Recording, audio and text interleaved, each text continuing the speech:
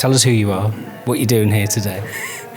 Good morning, my name is Xiaoye and I am senior lecturer from DMU, and today I'm here with Rob visiting Brewhouse Art Gallery in Burton-on-Trent to see an exhibition done by prisoner artists from Dovegate, I believe a local prison 10 minutes away.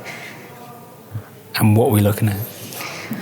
We are looking at a range of artworks produced by prisoner artists, including paintings, sculptures made from materials available to them inside, such as cardboards, papers, sawdust, etc., and different kinds of oil paintings, watercolor. Should we go and have a look at some and you can describe them? Oh yeah, sure. Where do you want to start? I'm going to have a look at the little introduction to the exhibition, which is called Art and Ceramics at the Brewhouse HMP Dovegate. Art and ceramics in prison offer more than just a creative outlet. They provide a space for reflection, skill building, and personal growth. Through painting, sculpture, and pottery, learners explore self-expression, develop patience and focus, and gain practical skills that can support them during and after their sentence. Here is a selection of works created by learners from the Art and Ceramics class at HMP Dovegate. Some of these pieces have recently won prizes in the Kersler Art Awards and have been exhibited at London South Bank Centre. HMP Dovegate is also a 2-time Kersler Platinum Award-winning establishment. Creativity becomes a tool for empowerment, connection, and positive change. So my name's Charlie Birtles and I am Audience and Participation Development Officer at the Brewhouse Arts Centre. What does that involve? Oh, that's a good question. All sorts of things. The way that I view it is mainly around encouraging people to come and visit our venue and engage with the programmes that we offer. And that for me is kind of that warm welcome, how people access the space. My role's kind of involved with outreach work that we do within communities and making sure our programme reflects those that live in our town and visit our town as well. How important is arts and Brewhouse's role in promoting arts in Burton-on-Trent and the surrounding area? That's a great question. So, interestingly enough, so the Brewhouse was kind of born. So we used to be an old store warehouse for the brewing industry. And it started because there was a real appetite in Burton-upon-Trent of lots of amateur dramatic groups, and they needed a space, they needed a venue to be able to actually showcase the productions that they made. So that's where our origins came from. We are council owned now, we're council run, we're funded by East Staffordshire Borough Council. So it's kind of gradually through the years that's become part of the council's asset. But that amateur dramatic community is really thriving, and so that underpins the work that we do. And then as a team, as an arts team, we we enhance that with programming other professional shows into the theatre programme. We also run a workshop programme, and that links across many different disciplines. So whether it's health and wellbeing, we work with the social prescribing service. So what's the kind of work that you describe, the work that's visible to us? As you come... What was your first impression when you walked in? Colours. Definitely the vibrancy of colours that you see. And I think all of the artworks are really, really colourful. And also the variety of categories. I kind of assumed that it was probably mostly paintings, but there's also ceramics and sculptures. I've not had time to dive deeper. I feel like each of them have a lot of information, and some of them have text written on the artwork as well.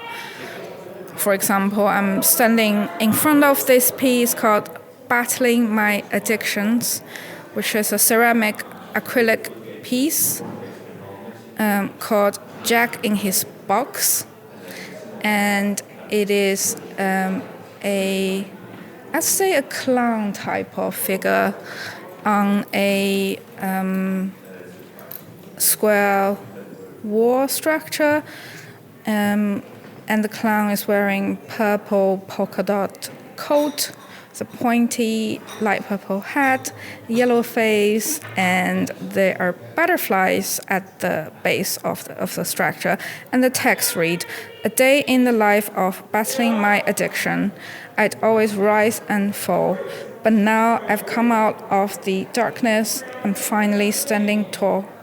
With a spring in my step, I'm finally free of my addictions and in recovery. After working on my addictions and finally unpicking all my inner locks, nobody will ever put this Jack back in his box." No, it's fine. We were just looking at the exhibitions and telling listeners a little bit about the exhibition. Do you want to introduce a little bit of your collaboration, especially over the years, and how did it start, and what's like how it's changed over the years with Dovegate? Yeah. So HMP Dovegate, this is their first year in probably about, I'm going to say, 5-6 years of re-exhibiting at the Brewhouse. So my understanding is kind of prior to the COVID pandemic, they used to exhibit here quite regularly, almost annually. And we were approached by Julie, who oversees the education programme at HMP Dovegate, to try and resurrect that as a collaboration. So we're quite gifted in that we have lots of space at the Brewhouse. We run a professional gallery programme where we curate exhibitor showcases, mainly local artists. And then we also have our community gallery space. So for me, Dovegate really fitted well as to what we'd like to showcase within that community gallery. In terms of, for me, the exhibition gives a voice to those that are unable to share at this moment in time. And it connects them to the communities that they're wanting to kind of step back into once they've ended their rehabilitation process. And yeah, so as I say, Julie got in contact with us. She's full of energy, full of passion for what rehabilitation and skills development can really give to those that are prisoners within HMP Dovegate. And I have to say, the reaction from those that come into our doors every day, it's really been vibrant in the space. There's such an array of talent, the level of skill that many of the artworks demonstrate. And for me, myself, a lot of the curation elements of the exhibition, in terms of you'll see kind of interpretation panels underneath of each of the artworks. They really tell a story for me of the individual that's created that artwork. Some are really quite personal. You can really tell how much that has, through creating the work, how much that's helped them upon their journey. And provided a space for them to kind of reflect as well. Are there annual themes like the Kersler exhibitions for Dovegate's exhibitions here? They haven't this year. I think so it's interesting, we timed the exhibition so that it allowed HMP Dovegate to exhibit works at Kersler, and then it would come here afterwards. Because I understand that they're very successful with the awards. They exhibit there quite regularly, and understandably so. They are rewarded from that with the awards that are given. So no, there's not been a general theme that they've worked to for this exhibition. For me, it's just it's an array of what that individual has wanted to create, to showcase. And not all the new artworks are new, I understand. Some will be favoured, originals that kind of were developed many years ago, but they've found the opportunity to showcase that outside of just the prison service. Can you buy them? Good question. Because at Kersler you can, and bought quite a few from Kersler. Yeah. We had, in our initial discussions, we did talk about having them for sale, I think given that this is the first time back exhibiting, they haven't put them for sale this time. But I think in future, there's been many conversations with the tutors as they were putting up the artworks that they could be for sale. The original conversation was around any revenue generated through that could then be given to a community cause. There wouldn't be a profit, it would be a donation in that sense as well. Do you have any favourite or anything that stands out to you? Yeah, I think I pointed one out to you originally when you first stepped in through the doors, which is so it's a miniature train set that on the face of it looks like it's made from wood or like it's a plastic model. It's called A Tribute to the Local Workhorse. And for me, I think what I was so struck by was the intricacy of it. It's so delicately made, but also it's made of paper, which I think is quite surprising. It looks really robust, and I can just imagine that it's taken so much patience and a dedication of time and passion by the person who's created it. Obviously connecting to the place, it's talking about it once being a common site in the Midlands hauling passengers and freight.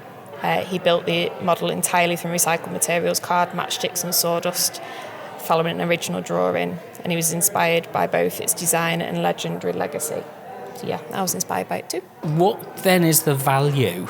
I mean, from a general perspective, you're not involved with them directly, with the people who've made the work directly, but what do you think the value is of, because one of the big focuses is rehabilitative work, what do you think the value is for doing art like this and exhibiting it and being part of something more than just self-reflection in a locked environment? It's part of the bigger picture, isn't it? It's connecting to a wider world that's outside of the service that they're sitting within currently. To create a piece that's then seen by other people, external, that are within the communities that perhaps they might not have lived in, but I think that's something quite powerful, and it's giving them autonomy and a voice to be able to share with other people what they're currently experiencing through their rehabilitation process. I think I've also touched upon as well that as part of the exhibition there's a comments box where they're asking anyone who's viewed the works to share their thoughts either about a particular piece or just the exhibition in general. And I think that's a really powerful tool to be able to give that back to someone as well, and to hear or see the words that have been written down about something that they've created that another person has seen. I hope that will benefit them in terms of their self-worth and confidence and pride in what's been created. I was chatting to an artist yesterday and I asked the question, what are they looking forward to? And they said getting out into the spring and seeing the world. And this is a group of people who can't do that. And so they have to draw on something inside themselves.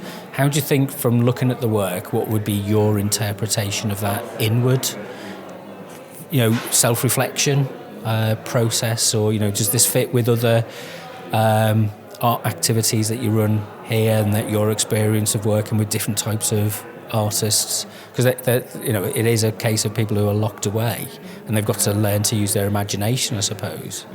Yeah, definitely. I think you can pick that up in some of the artworks. You can see that I'm thinking of, on the board behind me, we've got Frida Kahlo portraits that have clearly gone through a process as well, where there's been a pencil drawing. That's the one I saw in Kursler this year. I saw that one, yeah. So you can see it's gone through a process of a small portrait, a large enhanced acrylic painted canvas, and the design's changed a long time. So you can almost see the transition process there of starting quite small, of not being quite sure, of testing things out, to then really gaining momentum and confidence to that large scale, vibrant painted canvas that has butterflies decorated across it, that it feels much more emotive than a pencil drawing that's been almost a carbon copy from perhaps a Google image or I think that demonstrates that kind of transitional process as well. I mean, I suppose we're seeing this at the output end, and it'll be interesting to talk to Julie at what this process is like at the input end. So we'll try and arrange that at some point. What's the kind of? I mean, the is it a trust that runs? There's a board for Brewhouse, and how does that feed back in? Is there a positive reinforcement for the work that takes place in Brewhouse more generally? Does this kind of work give reinforcement or encouragement for that, or inspiration for that? I think, given we have many user groups that come and use our space, whether that's attending a show or a workshop or putting on a performance, I think to see creations in an environment and to understand that they'd been made by a person by hand, I would say is inspiring, or I don't know what the word I'm looking for is, but there's something which we're not very good at expressing these days. There's a joyfulness to it. Yeah, there is. I think I mentioned that there's been such a vibrancy in the space, and it's not just the colours that are used on the canvas, it's the fact that it's full of creative ideas and creative minds that have produced an output. So it's almost yes, it's an output on a wall, but you understand it's gone through a process as well. That's been obvious to us, I think. Those lots of passing comments of it's been great to see the art, and even those who might not necessarily engage in creating artwork. I've got one more question, but have you got any questions? I was interested to know if you've organized any kinds of events associated with this, so it's not just on display in a space, but for example, I could think of maybe a workshop with whoever is interested, or a special day where the family members of the prisoners come and they talk to each other, or they talk about their experience of incarceration, because it affects community as well. So is there any other related activities? Yeah, so the employees of Serco and the families of those who had loved ones who created the artworks, the artists behind the works, they had an opening celebration event on an evening for a couple of hours where they could come and view all the works. They had lots and lots of food that was created from the in-house kitchens as well, which was very well received. And it felt like a real celebration. So they had, I'm going to get this wrong now, but they had high sheriffs here as well, for Derbyshire and Staffordshire as well, which I suppose for me kind of spoke of the significance that they held on this exhibition, that it was something to be really celebrated and recognised from not just the families of individuals or not just the employees, of a much wider circle as well. I'm going to crack a poor joke. It takes more than a probation officer to bring about rehabilitation. It needs a community around it. I won't use that one too often. The last question I've got for you is, where can people find out more information about Brewhouse? Oh yeah, of course. You can visit our Brewhouse website, which is brewhouse.co.uk. There are a couple of brewhouses. There's one in Taunton, but we are Brewhouse Arts Centre in Burton-on-Trent. And yeah, so we've got website, Facebook, Instagram, X, wherever you want to, all sorts of social media profiles as well. So yeah, visit our website. We have a annual seasonal brochure as well, which is viewable on the website, or paper copies if anyone is nearby wants to come pop in. It's quite surprising that I've just made the connection now that I'm here that they are Dovegate, which it's probably the only one of the few prison names that I've remembered from Kersler, because of how many multiple submissions they always have each year. So I've been going to Kersler exhibitions in South Bank Centre for 3 years in a row now, and Dovegate definitely stand out as an institution that really support art. So it's a really nice surprise to see that they are here in the Midlands and be able to maybe connect in the future with them and get to know more about their institutions. Like you mentioned earlier, it's all about connections. People are doing things in pockets, and if there's not a chances like that, you might be an hour away and never hear about each other. So Just explain what Kersler is. So Kersler Arts is a arts and criminal justice charity that's been around for a very long time, probably over 50 years, if I remember right. And they are the biggest prison art competition in the UK. They have, I think, more than 50, 60 categories of submission. So you can submit spoken word, poem, painting, drawing, sculpture, pottery, all sorts of different kinds of artwork through your institution to Kersler, and they have a panel of artists to judge your work, and selected work is exhibited at the South Bank Centre in London around November time, and they have different artists curating the exhibition. Ai Weiwei, for example, curated one exhibition for Kersler a few years back. So it's always a great event to go to. There's guided tours, there is talk, sometimes spoken poetry evenings where X-award winners that's returned to the community will come and present their work and talk about their experience.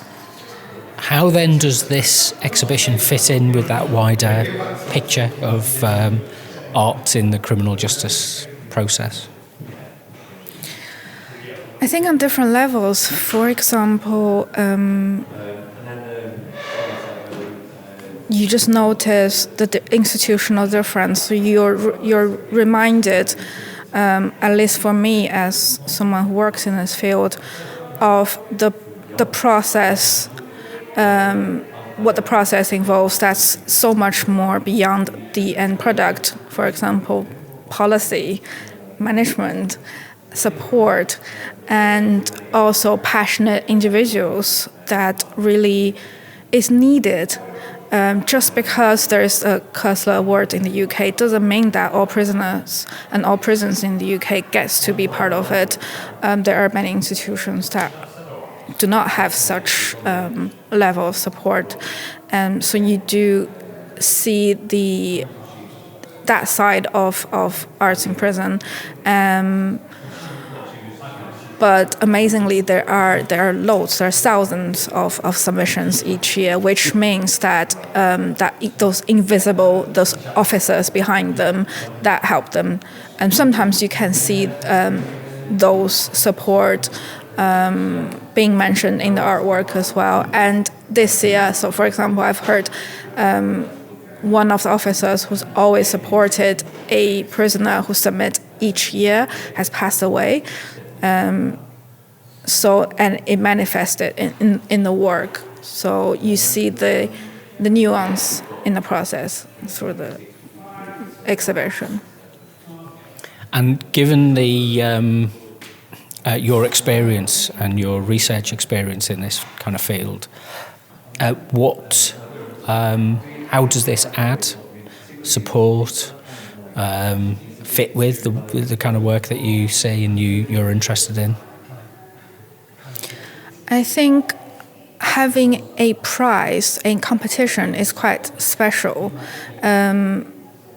It's different from just having an exhibition, because there is more intense interaction between the artist community and more interaction between the so-called professional and amateur creativity, and also having a curated, themed exhibition also give it more focus, so general public can engage it with. It's easier for them to process, I think, how does this exhibition relates to other exhibitions that they see in galleries and museums every day. It's not just focusing on their identity as being prisoners and making a big deal only on the fact that they're incarcerated, which could be sometimes romanticized or, but it's on the artwork and creativity itself, which is situated in prison, but it's about the person, it's about their life journeys, and it's about creativity itself.